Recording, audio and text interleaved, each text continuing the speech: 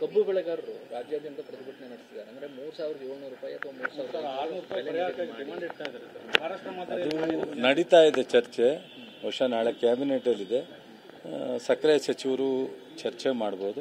ಆವಾಗ ಮುಖ್ಯಮಂತ್ರಿಯವರು ಕ್ಯಾಬಿನೆಟಲ್ಲಿ ಯಾವ ಥರ ಎಲ್ಲರ ತೀರ್ಮಾನ ಆಗಿದೆ. ನಾರ್ತ್ ಕರ್ನಾಟಕದಲ್ಲಿ ಅಲ್ಲಿ ಸ್ಥಳೀಯ ಹತ್ರ ಈಗ ಮಂತ್ರಿಗಳೆಲ್ಲ ಹೋಗಿ ಮಾತಾಡ್ಕೊಂಬತ್ತಾರೆ. ಬಹುಶಃ ಮುಖ್ಯಮಂತ್ರಿಗಳು ನಾಳೆ ಒಂದು ತೀರ್ಮಾನ ತಗೋಬಹುದು. ರಾಜ್ಯದ ಜವಾಬ್ದಾರಿನ ಸರ್ ಕೇಂದ್ರದ ರೇಟ್ ಘೋಷಣೆ ಮಾಡೋದು ಕೇಂದ್ರ ಜವಾಬ್ದಾರಿ.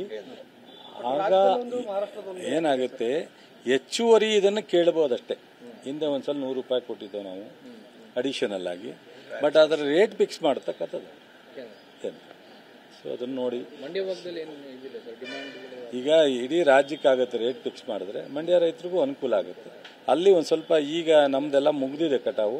ಅಲ್ಲಿ ಈ ಕಟಾವು ಪ್ರಾರಂಭ ಆಗಿರೋದ್ರಿಂದ ಸ್ಟಾರ್ಟ್ ಆಗಿದೆ. ಈಗ ಸತೀಶ್ ಜಾರಕಿಹೊಳಿ ಇರ್ಬೋದು, ನಮ್ಮ ಸಕ್ಕರೆ ಸಚಿವರು ಇರ್ಬೋದು, ಅವರೆಲ್ಲರೂ ಫ್ಯಾಕ್ಟ್ರಿ ಓನರ್ಗಳೇ ಇರ್ತಾರೆ. ಸೊ ನಮ್ಮ ಎಂ ಬಿ ಪಾಟೀಲು ಅವರೆಲ್ಲರೂ ಇದ್ದಾರೆ. ಅವರೆಲ್ಲ ಇವತ್ತು ಪೂರ್ಣ ಪ್ರಮಾಣದ ಸ್ಟಡಿ ಮಾಡಿ ಬರ್ತಾರೆ. ಬಂದ ಮೇಲೆ ಮುಖ್ಯಮಂತ್ರಿಗಳು ಈಗ ಬಿಜೆಪಿ JDS ಕಾಂಗ್ರೆಸ್ ಏನ್ ಭಿನ್ನಾಭಿಪ್ರಾಯ ಇಲ್ಲ. ಎಲ್ಲಾ ಪಕ್ಷದಲ್ಲಿರೋದ ಮಂತ್ರಿಗಳು, ಮಾಜಿ ಮಂತ್ರಿಗಳು, ಶಾಸಕರು ಇದ್ದಾರೆ. ಏನ್ ಮಾಡ್ಲಿಕ್ಕಾಗುತ್ತೆ? ನಾವು ಬಿಸ್ನೆಸ್ ಮಾಡಬೇಡ ಅನ್ನಕ್ಕಾಗುತ್ತಾ?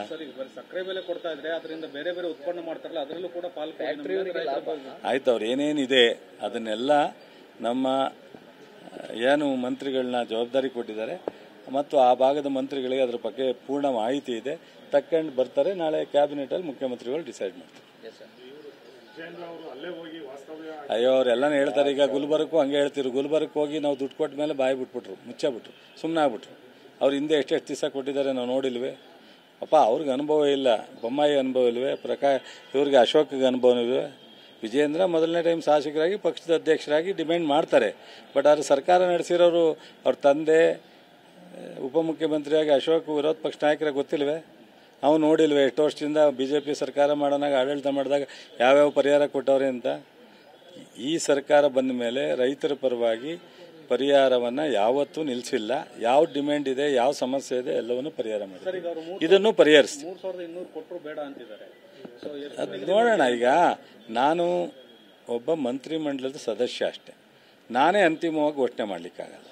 ಮುಖ್ಯಮಂತ್ರಿಯವರು ಇದ್ದಾರೆ ನಮಗೆಲ್ಲ. ಆಮೇಲೆ ಕೇಂದ್ರ ಸರ್ಕಾರ ಏನು ಮಾಡಿದೆ, ನಾವೇನು ಮಾಡೋಕ್ಕೆ ಸಾಧ್ಯ ಅನ್ನೋದನ್ನು ಮುಖ್ಯಮಂತ್ರಿಯವರೇ ಚರ್ಚೆ ಮಾಡಿ ತೀರ್ಮಾನ ಮಾಡ್ತಾರೆ. ಇವತ್ತು 3-4 ಮಂತ್ರಿಗಳಿಗೆ ಜವಾಬ್ದಾರಿ ಕೊಟ್ಟ ಮೇಲೆ ಅವ್ರು ತಂದ ರಿಪೋರ್ಟ್ ಆಧಾರದ ಮೇಲೆ ನಾಳೆ ಚರ್ಚೆ ಮಾಡಿ ತೀರ್ಮಾನ.